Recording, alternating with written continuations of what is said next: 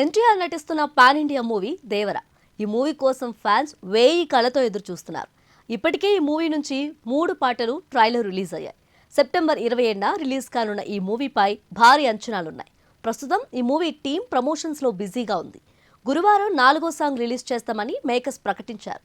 ఆయుధ పూజ పాటను విడుదల చేస్తామని పోస్టర్ కూడా రిలీజ్ చేశారు.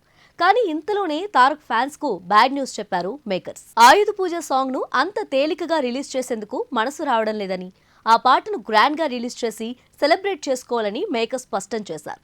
త్వరలోనే మంచి డేట్ చూసుకొని ఆయుధ పూజ సాంగ్ ను రిలీజ్ చేస్తామని దేవరా టీం తెలిపింది. అయితే ఎన్టీఆర్ ఫ్యాన్స్ మాత్రం బాధతోనే ఉన్నారు. కనీసం ప్రోమో అయినా వదులుంటే బాగుండేది కదా అంటూ కామెంట్స్ చేస్తున్నారు. మరికొందరైతే అసలు సాంగ్ రెడీ అయ్యిందా లేదా అంటూ మండిపడుతున్నారు. ఆయుధ పూజ సాంగ్ రిలీజ్ చేయకుంటే డైరెక్ట్ గా థియేటర్లోనే రిలీజ్ చేస్తారేమోనని డిసప్పాయింట్ అవుతున్నారు.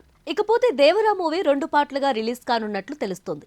ఈ మూవీ తర్వాత వార్ 2లో షూట్లోకి తారక్ ఎంటర్ కానున్నారు. RRR తర్వాత చాలా గ్యాప్ తీసుకొని ఎన్టీఆర్ దేవరా మూవీ చేస్తున్నాడు.